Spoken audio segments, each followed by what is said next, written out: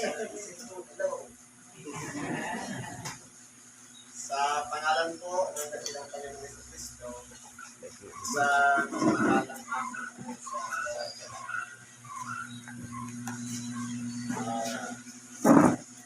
binibigyan ko ako dito kasi first time ko sanayin na natin. Una po ang pagpasalamat natin sa dakilang Panginoon sapagkat kahit na tayo ay may kapalahan, tayo ay nagsama-sama sa lugar nito. Pagpatuloy ang ating misyon, ang pangaral, ang magulang balita, kahit saan mang dako at sa buong kinapal. Ito, dahil yung pinahayang nila po, dito naman ang isaksa. Sabi ko sa Ebanghelyo ay yung sa sulat Hebreo, sa Kapitulo 3, versikulo 1 hanggang 14. Kaya mga banal na kapatid, mga may bahagi sa pagtawag ng kalangitan, inyong isipin ang apostol at dakilang saserdote na ating kinikilala si Jesus. Bakit po siya tinawag na apostol? Dahil po sa kanyang pagkasugo bilang tagapangaral para sa kaligtasan ng tao. At bakit naman siya tinawag na saserdote? Na hindi naman siya talaga saserdote. Dahil sa kanyang pag-alay ng minsan lamang siya pumasok sa dating kabanal-banalan na walang iba, hindi siya nagsunog ng kamangyan o nag-alay ng anumang alay maliban sa kanyang sariling katawan. Na minsan lamang ginawa niya at pagkatapos doon, ang kasunod na ay ang pag-upo. Sa makatuwid, kilalanin natin ang apostol at saserdote natin kinikilala si Jesus. Ang tanong, kabilang kaya tayo doon sa tinatawag na mga banal na kapatid? Tanungin po natin ang ating mga sarili. Sabi nga, yamang banal ang sa inyong tumawag, kayo naman ay mga kapatid. Ano po ba ang pagpapabanal? Ang banal, isa pong tawag yan sa malinis. Walang kapintasan, walang batik, kumbaga, pure. Paano natin gagawin? Hindi baga, tayong lahat ay makasalanan. Paano tayo tatawagin banal? Sa pamamagitan ng pagtanggap ng aral o walang iba ang salita ng Diyos. Paalala natin yung nagdaan yung kapanganakan ng ating dakilang Panginoon. Ihahalimbawa natin ang ating sarili sa isang sabsaba na marumi, na punong-puno ng karumihan. Kapag nailagay na o nailagat na doon sa sabsaban ang bata na walang iba ang pangalang Jesus, na siyang tumatagaman sa tinatawag na salita. Sabi nga, ang umpisa ay ng pasimula ay may salita. Ang salita ay suma sa Diyos at ang salita ay Diyos. Walang iba ang salita na yan ang ating dakilang Panginoon. Para siyang talinhaga. Ang kapanganakan niya ay isang talinhaga na siya, kapag siya inilagay na doon sa sabsaban, katulad natin, kapag bukal sa ating puso, na ipasok natin o nailagay natin sa ating mga puso na marumi. Tunay nga po, nalilinisin tayo sa pamamagitan ng pagluha, pagsisisi, at pagbabalik loob upang maging karapat-dapat tayo sa pamamagitan ng tulong ng kapangyarihan ng Diyos sa makatuwid bagay. Yung nakabalot sa ating kanilang Panginoon, yung lampin na siyang magpapabago ng ating pagkatao at nang sa ganon, kapag tayo nagsisina at naglinis na ng ating mga kalooban, ng ating puso, diwa, pag-iisip, tunay nga po natatawagin na rin tayo mga banal na kapatid. Ang tanong, yun ba ay minsan lamang nating gagawin? Kinakailangan po sa bawat oras ng ating pananalangin, pagdulog o paglapit sa Diyos, kinakailangan po palagi natin sasanayin ang ating sarili sa pagpapakabanal o paghingi o paglinis ng ating mga kasalanan. Sa makatuwid, ang pagpapakabanal ay paglilinis ng kalooban, diwa, pag-iisip, mga haka-haka ng puso at kung ano-ano pa mga bagay na makakasagabal upang hindi natin magawa ang kalooban ng Diyos. Kaya po, bilang mga tao, ang tungkulin natin dito sa ibabaw ng sanglibutan, kilalanin si Kristo. Kilalanin ang apostol at dakilang saserdote na minsan lamang nag-alay ng kanyang buhay. At pagkatapos nun, kapag naisilid na o nailagay na sa ating mga puso ang kanyang mga aral, ang bawat aral na ating tinanggap o hindi man tinanggap, doon po tayo hahatulan kung ang mga aral na yan na nakasulat sa ating mga puso ay hindi natin isinasabuhay o kaya ginagawa. Kaya po, kung tayo po ay may katapatan sa Diyos sa pagsunod, hindi po tayo lalakad. Kung ano ang kalooban niya, yun ang gagawin natin. Pero ang nangyayari po, dahil dito sa alitigtigin ng laman, ang gusto nito, gumawa ng pagkakamali ng pagkakasala. Pero ang gusto ng Diyos, tayong lahat ay mga pakabanal. Kaya po, ang pananalangin ay isang pamamaraan ng pagpapakabanal. Hindi po yung panlabas na gawain, pagkaputi-puti ng kasunutan, kumbaga, parang santa kung naglakad, pero pagdating naman, alam mo ka ganyan si ano, ganyan yun. Dapat hindi po ganun. Kundi dito, sa kalinisan ng puso, hindi sa panlabas na anyo ang pagpapakabanal. Kahit madungis ka, kung dungisin ka naman talaga, o kung may mekaniko ka, o ano naman gagawin, ang importante po dyan, yung kalinisan ng puso, doon po tayo matatawag na mga banal na kapatid. Ngayon, kung banal na tayo, makikilala natin ng lubusan ang apostol at saserdote, walang iba sa makatuwid bagay ang ating dakilang Panginoong Jesucristo. Ano pa sabi dito? Na siya ay tapat sa naglagay sa kanya na gaya rin naman ni Moises sa buong sangbahayan niya. Totoo po, kahit di minsan ang ating dakilang Panginoon ay hindi siya gumawa ng sariling kanya. Naging tapat siya sa kanyang ama. Totoo, kasama niya ang ama habang ginagawa niya ang mga bagay. Nagsasalita siya, kasama niya ang ama. Pero kahit minsan, hindi niya inisip ang kanyang sarili. Kahit na nung tinutuligsa ng mga eskribas at parisiyo, hindi po siya natakot. Sapagkat nakatakda talaga siyang mamatay. Sabi nga, wala nang iba pang dakila sa mga bagay ang pag-ibig sa kanyang kapatid na ialay ang kanyang buhay. Kung tayo po, halimbawa, nangangaral ng Ebanghelyo, pagkatapos maraming mga kumukontra sa ating ginagawa, para na yung mga eskribas parisiyo na tumututol sa ating dakilang Panginoon. Ang gagawin po natin, magpatuloy lang tayo sapagkat yan tayo tinawag. Mamatay man tayo sa kalagayan na yan, doon tayo sa ilalim ng dambana ng dakilang Panginoon. Kaya kapalag tayo. Sabi nga, unang bubuhayin ang mga nangamatay kay Kristo. Sa magkatuwid, mapalag tayo sapagkat mayroong pagpapahalaga ang Diyos sa bawat isa sa atin.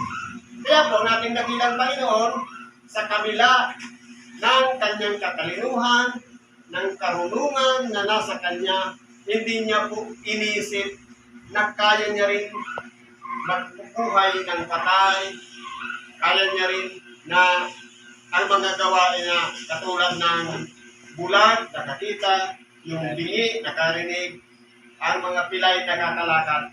Hindi niya po inaari sariling kanyang gawa, kundi palagi niyang niluluwalhati ang kanyang ama. Sana po ganyan din tayo, na may katapatan sa Diyos.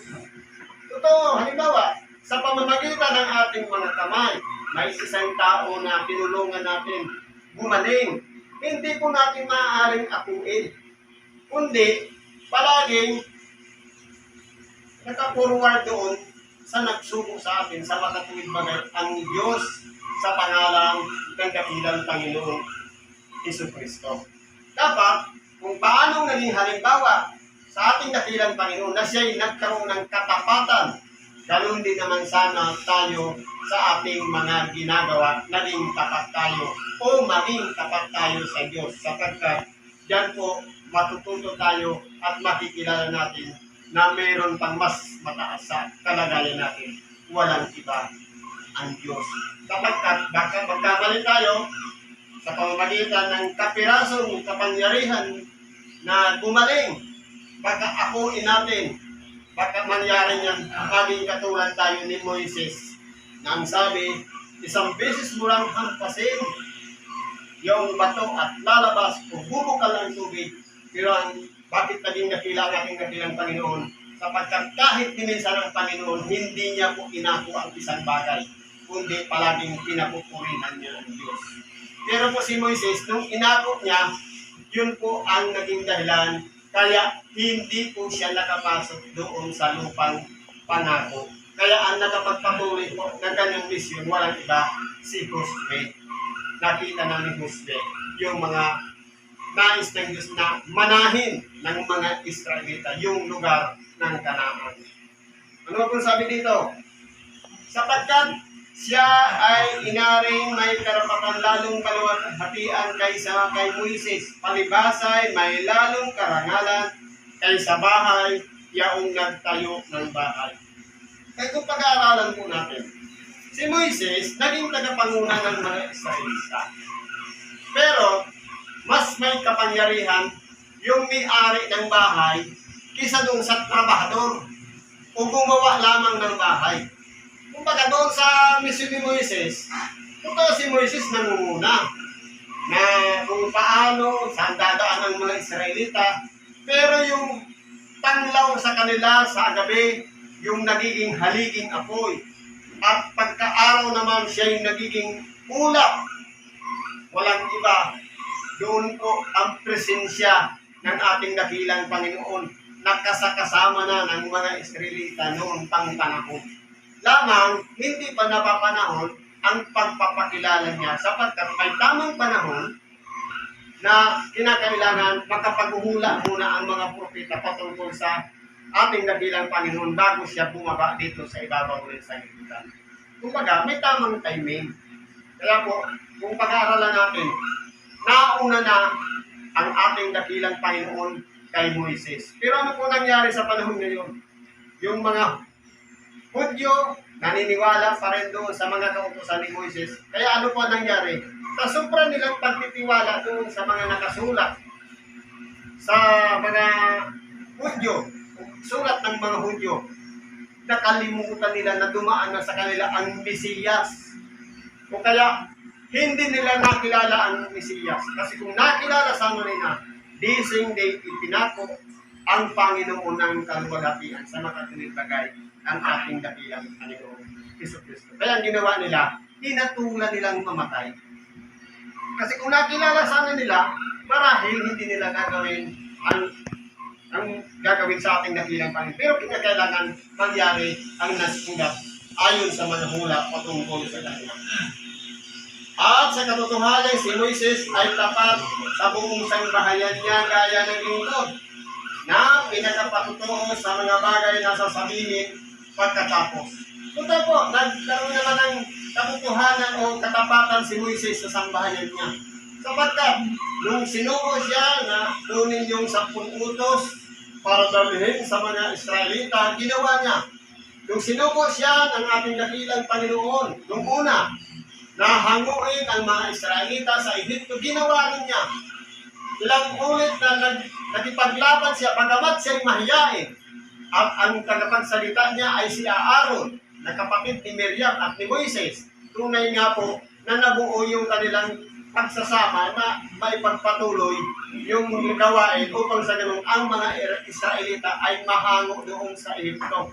Kaya nangyari, hindi po sila pinabayaan ng Diyos sa pamamagitan ng mga makapangyarihang gawa na ipinagkaloob sa mga kamay ni Moises sa makatuwid bagay sa tulong ng kanyang tungkod nangyayari ang mga himala. Kaya po, kung paano nangyari yon, nandun na ang ating dakilang Panginoon na palagi ng kasakasama ni Moises. Kaya nga po, nagtatagumpay siya sa kanyang mga ginagawa. Ano ba masabi dito? Dapat po si Kristo, gaya ng anak ay puno sa bahay niya, na ang bahay niya ay tayo.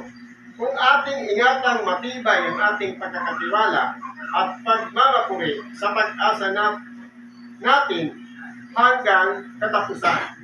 Kaya po, kung si Kristo na bilang pinakapuno ng bahay niya, na walang iba, tayo po yung bahay niya. Kung si Kristo po ang nangunguna sa katawan natin ito, hindi na po yung, halimbawa, ang pangalan ko Alex, hindi na dapat si Alex ang nananahan dyan, kundi yung kalooban ni Kristo. Na kahit may trabaho ka man, kahit may tungkulin ka man, dahil sa tawag ng tungkulin o pangangailangan na kinakailangan, tayo'y gamitin upang ipalaganap ang mabuting balita, susunod po tayo sa kanyang kalooban. Sapagkat kung sarili natin kalooban, alam mo naman panahon ngayon, may estudyante tayo, meron tayong mga trabaho, pero dahil sa kalooban ng Diyos, andito tayo, sumusunod sa kanyang kalooban. Sapagkat kung hindi po tayo susunod, ang tawag sa atin, masuwayin o matitigas ang ulo. Sabi niya, kung marinig ninyo ang kanyang tinig, huwag ninyong matigasin ang inyong mga puso. Nakasunod na po yan dito. Kaya, tinig ng Panginoon sa pamamagitan ng kanyang mga alagad, ng Espiritu o ng kabaklayaan, nandito tayo, pinagsama-sama upang gawin natin ang ayon sa kanyang kalooban na walang iba, ang ibahagi ang Ebanghelyo doon sa lugar kung saan nararapat na ibahagi ang Ebanghelyo. Pero siyempre, nasaan sila?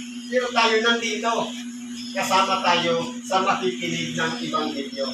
Yan po ang tunay na kahalagahan. Bakit tayo gumagawa? Dahil po si Kristo ang nananahan sa ating buhay.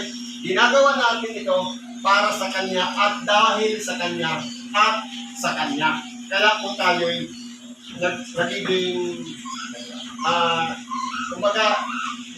nagiging kagalakan natin na tayo ginagawa natin ito sapagkat tunay nga po na hindi na natin nasusunod ang sarili nating kalooban. Ano po sabi dito? Kaya nga ang sabi ng Espiritu Santo, ngayon, kung marinig ninyo ang kanyang tinig, huwag ninyong kapag matigasin ang inyong mga puso na kaya ng sa pamumungkahi. Sabi ko nga kanina, anong klaseng tinig? Hindi ba kayong mga kapahiwatigan? Hindi ba kayong mga pinagkaisahan? Hindi ba kayong mga bagay na kahilingan ng isang kapatid? Tinig po yun ng dakilang Panginoon. Kung tinig yun ng Diyos. Sapagkat ang isang tao na walang kailangan, hindi siya lalapit. Pero ang may kailangan, hihingi siya. Kumbaga, kinakailangan, dakuan mo. Siyempre, nangangailangan dito ng pagkalinga, kumbaga sa naulila. At pagkatapos nun, nangangailangan ng isang kaagapay. Kumbaga, walang matutulyan. Nandiyan naman si Tito o Tita na pwede naman umantabay para pakainin, para tulungan. Bakit hindi natin gawin? Kung hindi natin yung gagawin, malamang ang mangyayari po yan, magiging makasarili tayo. Pero dahil sa kalooban ng Diyos, ang Diyos po kasi walang pinipili, tao lang po ang nagkakaroon ng mga division o pagkakabahagi na magkaroon ng mga boundaries, magkaroon ng mga, sabi nga, sabi ko, lindiros. Hanggang dyan ka lang, dito, huwag ka na dito. Pero kung titingnan natin sa Diyos, sumasalahat siya. Kaya tayo na nagpapatuloy sa kumbaga sa pagkalinga para lamang muling makabangon, muling lumakas. Nandiyan naman si Tito at Tita na kumbaga ulila na kinakailangan tulungan natin upang sa ganun makabangon muli ang isang anak.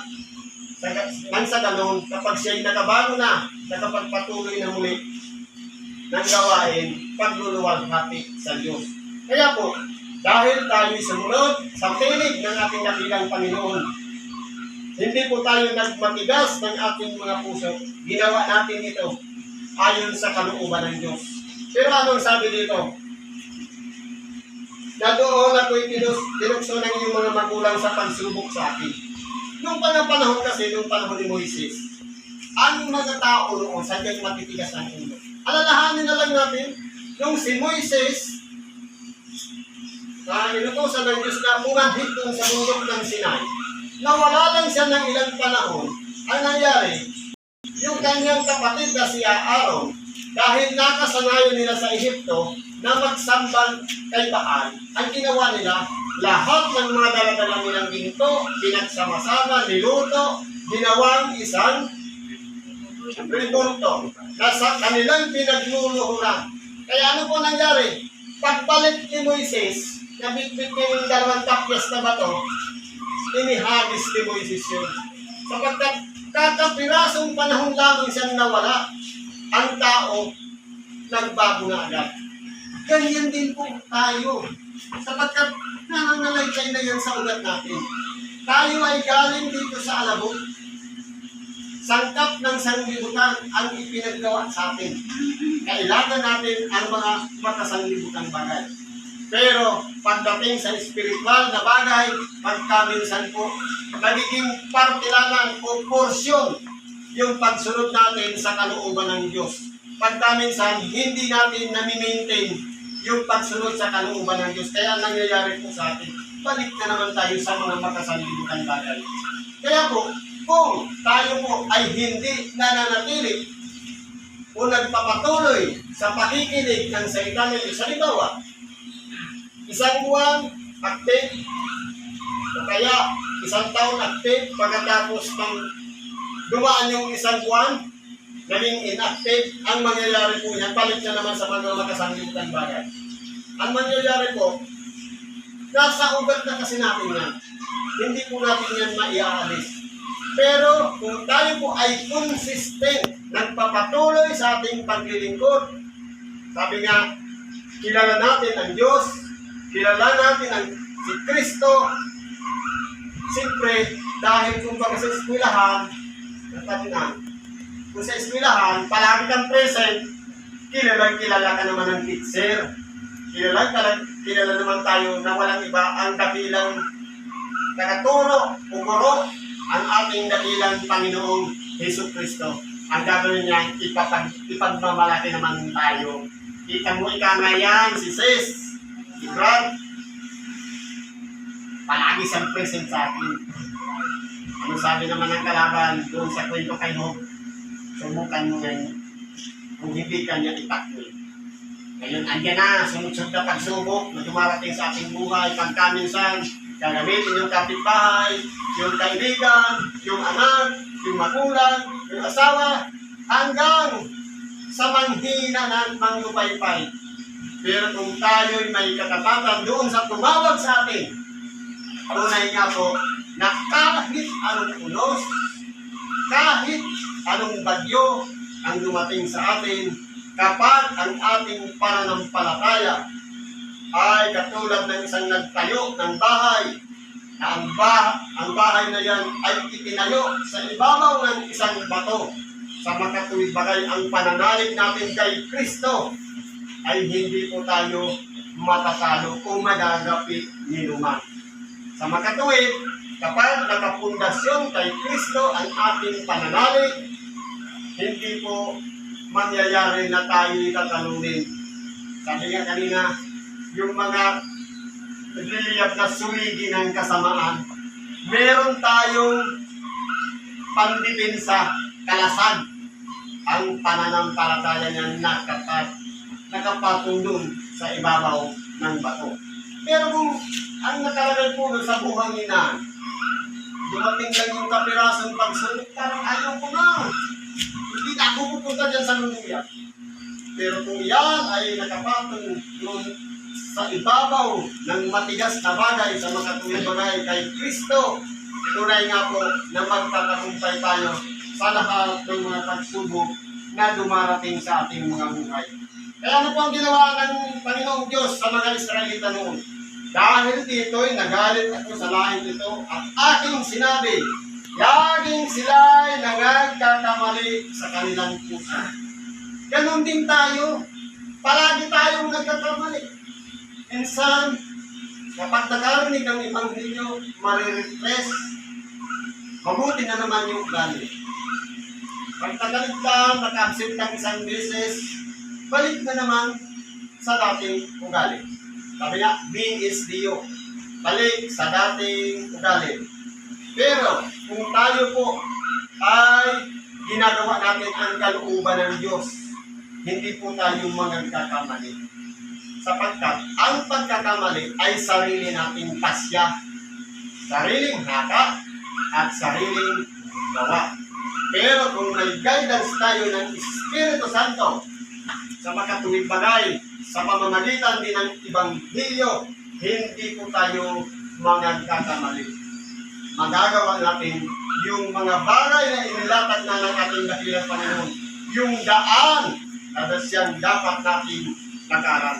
Ang problema, minsan lang nakarinig, ako ay espiritista. Nga espiritista dahil sa demonyo.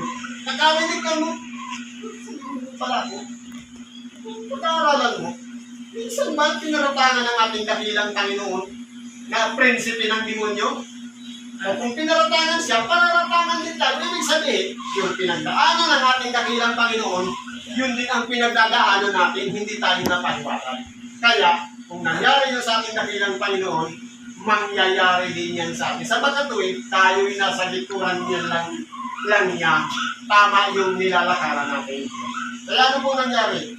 Sa mga tao na palaging nagkakamali sa kanilang mga puso, ngunit hindi nila nangakilala ang ating mga daan, sapagkat pwedeng tinakpan ng ating mga mata. Kaya hindi nakita o hindi nakilala ang mga daan na inilatag na ng Diyos na siyang dapat nating lakaran. Ang problema po kasi, tayo pong mga tao, minsan nalilihis.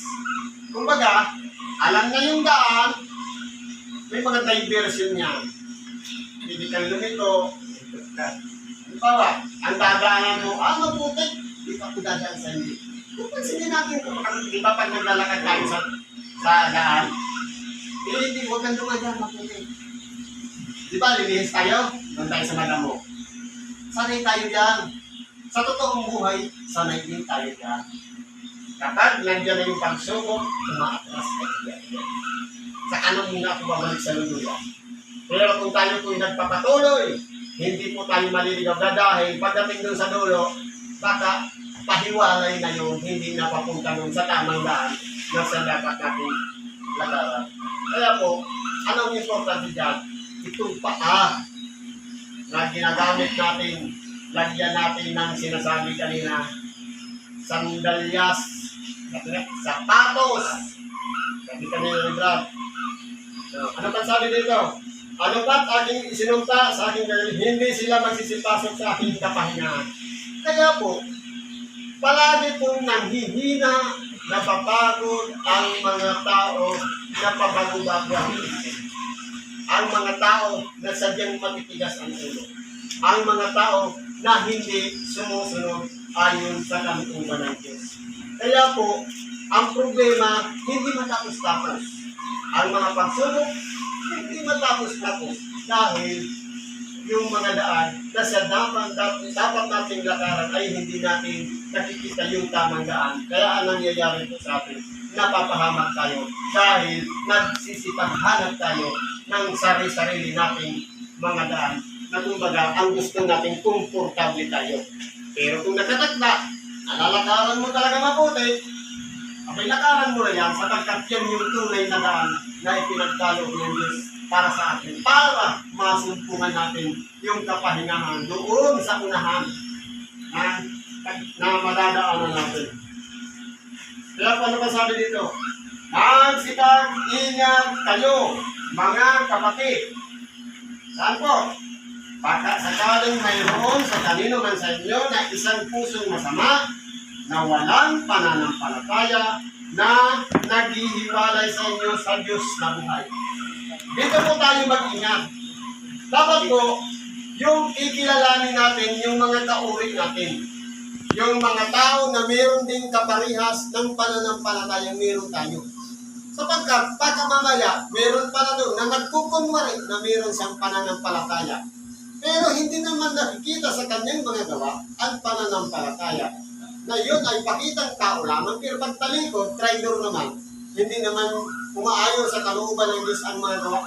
Doon po tayo pinag-iingat. Bakit po? No? Sapagkat ang isang pusong masama na walang pananampalataya ay naghihiwalay sa inyo sa Diyos na buhay. Baka hindi natin namamalayan na hinihila na pala tayo palayo doon sa Diyos na buhay. Kaya po tayo mag-ingat yan. Binibigyan tayo ng babala at unawa upang kilalanin natin yung mga tao na ginagamit na akala natin dahil sinasabi, respetado yan dahil kasantapan yan. Dahil ibang hilis na yan. Pero ang tanong, saan ba ang direksyon na nilalakaran kung yan ay papunta na sa kapahamakan, huwag na natin samahan. Baka, mabuti na yung siya lang ang mapahamak, hindi na tayo mapasama sa kapahamakan. Ngunit, kayo'y mga pangaralan sa isa't isa araw-araw. Kaya po, hindi po masama ang mag-aralan araw-araw. Sapagkat, kumbaga, iba kasi yung kalagayan ng tao na nasa sitwasyon, isa wala. Halimbawa, may problema ang isang kapatid, yung isa wala, makakapag-advise ng maayos yung hindi kasama sa problema. Kaya po, kumbaga sharing, nagbibigay ng tuturuan ng mga bagay-bagay na upang sa ganun magtagumpay pare-parehas. Ibig sabihin, halimbawa, may problema yung isa, yung magtagumpay naman yung isa naman, kaya ng mga aralan sa isa't isa, araw-araw, samantalang sinasabi ngayon, baka kapag matigasin ng sino man sa inyo, ng daya ng kasalanan. Ito pong nagkakatakot. Yung daya ng kasalanan, kasabihin, halimbawa, ano ang halimbawa ng daya ng kasalanan? Pupunta ka ba ng mundo yan? Di okay lang naman kahit hindi ka pumunta ng mundo yan. Daya yun, ng kasalanan.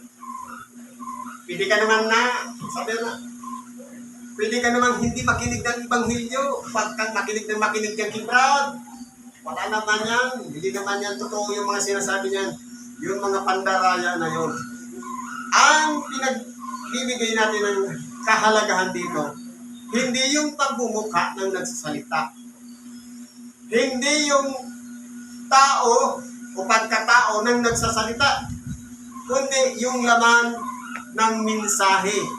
Baka nalilinlang na tayo sa pamamagitan ng mga habang oras ng Ebanghelyo, meron naman nagkukwento sa labas na kumbaga yung atensyon natin ay binabaling na sa halip ang focus ng pakikinig doon sa Ebanghelyo na mabaling na sa kwento na hindi naman mapupulutan ng mga aral o ikatututo o ikabubuti ng bawat isa sa atin. Ano pang sinasabi dito? Sapagkat tayo'y naging kabahagi ni Kristo sa pamamagitan ng kanyang kalooban, kapangyarihan,